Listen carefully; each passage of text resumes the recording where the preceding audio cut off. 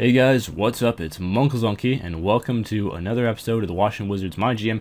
Today we are going to be going up against the Golden State Warriors in Golden State, and also it said the consensus pick is the Warriors, even though we're currently ranked as the 6th team overall in the overall rankings. I'm not exactly sure what that means.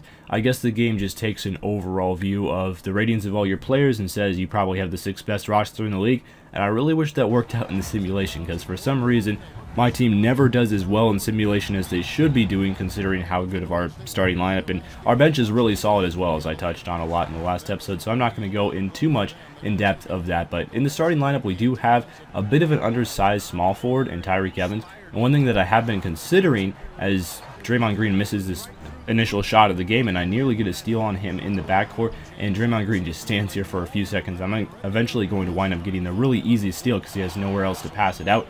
And he was about to get some sort of turnover backcourt violation for standing without dribbling the ball for too long. And John Wall, of course, is just going to make the really easy layup finish, and that's your first points of the game.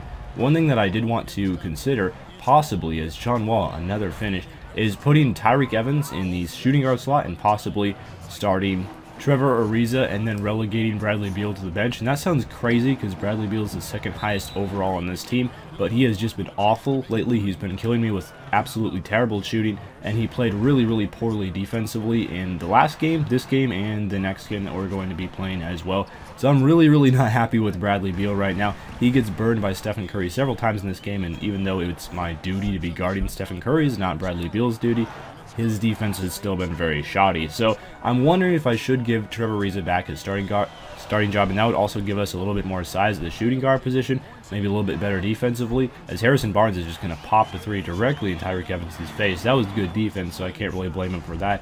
Harrison Barnes just got the very nice shot to drop. Maybe a little bit of luck, but of course it is the Golden State Warriors. They're going to be shooting a lot of threes and probably making a lot of threes too, because that's a big part of the offense of this team. Harrison Barnes left open again, and of course he's going to hit that if you give him just an inch of room.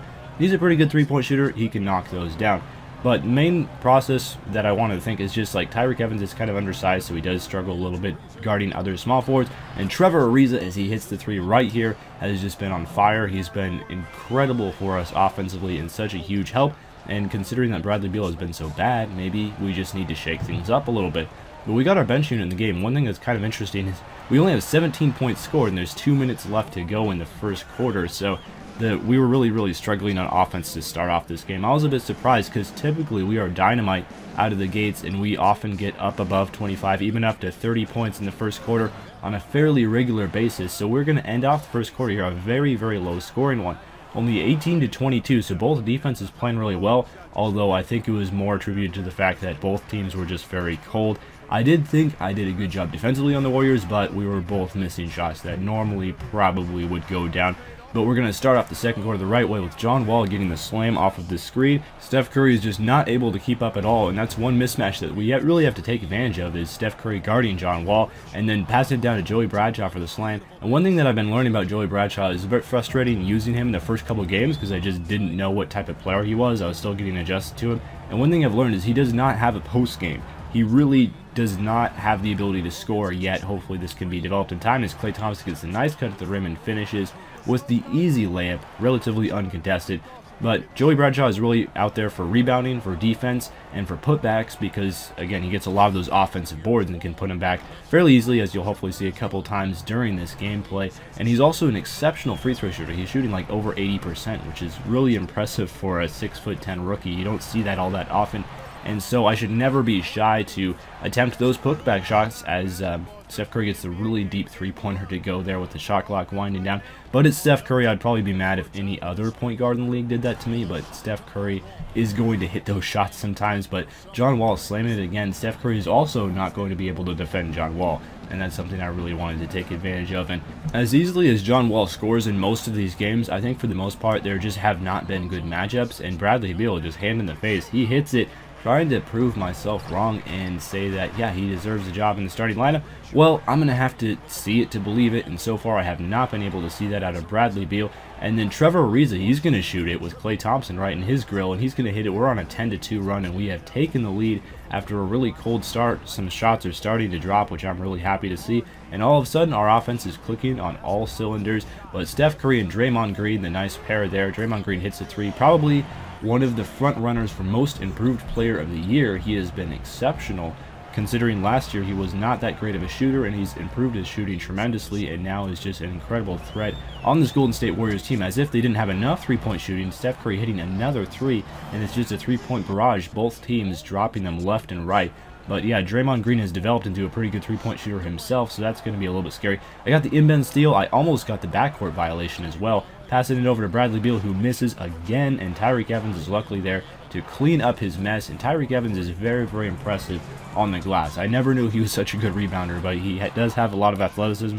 Even though he doesn't have the most height, I would say that he is fairly bulky. So Bradley Beal in transition hitting a three, and that's one thing I would definitely miss, having Bradley Beal on the bench. But overall, like, when he's in transition, he's very good, but in the half-court offense, maybe not so much. Passing down to the rookie, Marcus Johnston, the backup center, and he doesn't score a lot. He really does not do much at all offensively. He has an extremely limited offensive game. So for the most part, when he's scoring, it's off of those pick and rolls, being the pick and roll finisher, where I just pass it down to him if he's wide open, and then he can get his points doing that pretty much. So going into halftime, we are down by 5 points, and overall, some really good defense played, although the Warriors are not turning the ball over very much. It showed only 3 turnovers in the first half, so maybe that is something that we can fix. And 2 of those turnovers were 2 inbound steals as well, or 1 inbound steal and 1 steal in the backcourt. So one thing that has not been happening is the Warriors have not been committing unforced turnovers, which is something that's really good and something that's going to win you a lot of basketball games if you can handle the ball.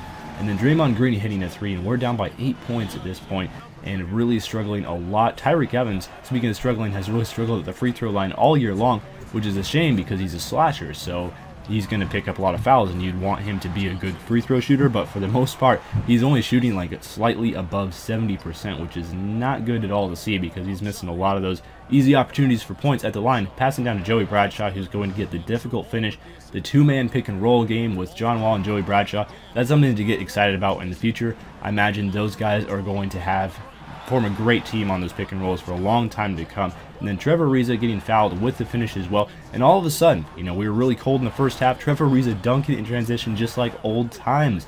Remember this from last year? Yeah, this is coming back. Trevor Ariza off the bench. He's still doing work. He might not play quite as much, but he is our 6th man, so he's still getting those minutes. He's still going in transition and passing it down to Donatas Motiejunas, who's just going to slam it. I had no idea this guy had hops, but apparently he does. He has the most awkward jump shot release of all time. And even though he's a decently okay shooter, I just can't shoot with him because his release is so slow. It's very difficult to get shots up.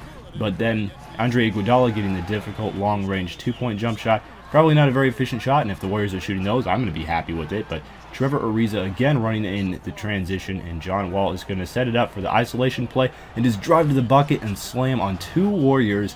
And Steph Curry again just looking absolutely helpless out there, which is great to see. Andre Iguodala is going to miss the 3, and we're going to start the break running it in transition. There's a familiar face. Bradley Beal dunking it. I love those outlet passes, just passing it all the way down the court. Very accurate. Sometimes you turn those over just because it is a fairly long pass.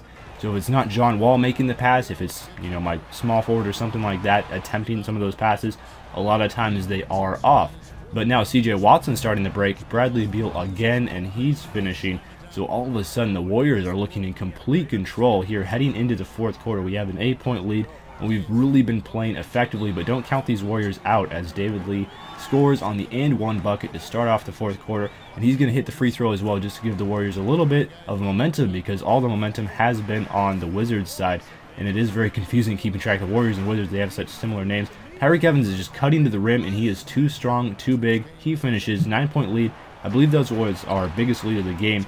And then John Wall just finds himself wide open, going to pass it down to Marcin Gortat, who's going to miss, but Joey Bradshaw on the offensive glass, putting it back in. That's how he gets his buckets, and he's very effective at that. Luckily, the Warriors' offense started to pick up a little bit as well as Andre Iguodala. Just terrible defense played there by me. He was left wide open for 3. The Warriors did run Andre Iguodala at the point guard, so maybe their backup point guards were injured or something. Andre Iguodala is a very capable ball handler, very good at running the offense. Tyreke Evans is very good at finishing in transition, and as he gets that one to go, So that wasn't necessarily a bad decision. It was just a little bit odd to see him running the point guard duties, but that was a bit of a mismatch as John Wall kicks it out to Bradley Beal for a 3. But that was a mismatch just because that Andre Iguodala is a pretty big defender, very, very good perimeter defender, so he was able to lock down John Wall. Steph Curry getting the floater. That's a difficult shot because he was bumped by John Wall running down into the lane there, but he still managed to get the shot to drop, which was impressive. And then Brandon Davies, who I put in the game, he is our third-string power forward, finally manages to get a bucket. That's the first time he's scored on this team, at least when I am playing. I only put him in because Donatas Motiejunas was just absolutely terrible with his jump shots. I had taken a few with him. I was really struggling with him, and he was cold, and Joey Bradshaw, I believe, was in foul trouble at this point. And then Steph Curry gets fouled, and of course he is automatic from the free throw line. He finishes off that 3-point play, and the Warriors have cut it to a 1-point lead. So it's down into clutch time, and normally I would head to John Wall in this situation. However, John Wall is on the bench. I have CJ Watson playing because John Wall had his energy bar all the way down at the bottom. He was extremely tired, so I left him out of the game, but luckily he was able to rest up. But then Klay Thompson hitting the 3 out of the corner. I'm not really sure why he was left wide open. It was just terrible defense on the part of the Warriors. I went for the steal there, and because of that, Steph Curry was able to cut to the rim and get an easy shot. Luckily, he missed it, but the Warriors did get the offensive rebound, and then Andrew Bogut is able to put it in with the and 1 as well. He was not able to finish off the free throw, but still, Warriors are up by 5, and then we're running in transition. Bradley Beal able to finish off on the lay-in, and we're keeping it close, but the Warriors were able to pull away here at the very end, so I needed some help. John Wall is going to miss the 3, but our man in the middle, Marcin Gortat, is there for the offensive rebound. He's going to put it back up and in, and it's a 104-107 game, and we are only down by 3 points, and we managed to keep it that way with a few seconds left. And I decided instead of going for a quick 2, I was going to go for the 3-pointer to try to tie it up and to send it into overtime. Probably wasn't the best decision, but I really just did not have as much confidence in my 2-point game as my 3-point game. And Trevor Ariza gets a decent look at a 3. He was hot all game, but he just missed it. It was a fadeaway 3, fairly difficult. However, I did decide to go to him just because he was the hot hand for the most part. So going into the post game here, Steph Curry had 29 points, 6 assists, very impressive for him, although he was not a very efficient shooter. I like to think a big part of that is the defense that I played on him, and it looks like, I guess, Sean Livingston was hurt because he is still on the team, yet he was not playing at all. So I think our bench really struggled, and that hurt us a lot in this game. CJ Watson was 0 for 6, and that guy was just a firecracker in our last game and has been for the most part this entire season. However, he really struggled this game, although Marcus Johnson off the bench, 13 rebounds for the backup center is very, very nice to see out of him. John Wall had a typical John Wall game, 18 points, 7 rebounds, 9 assists, pretty close to a triple-double. Was just a few rebounds short. I could have easily gotten that 9th assist if I realized we were so close. But anyway, we do come away with a loss here against the Golden State Warriors, but it was a good team. It was on their home floor, so I guess it was to be expected. Anyway, thank you guys for watching. I will see you with the next episode, hopefully in a few days. Farewell.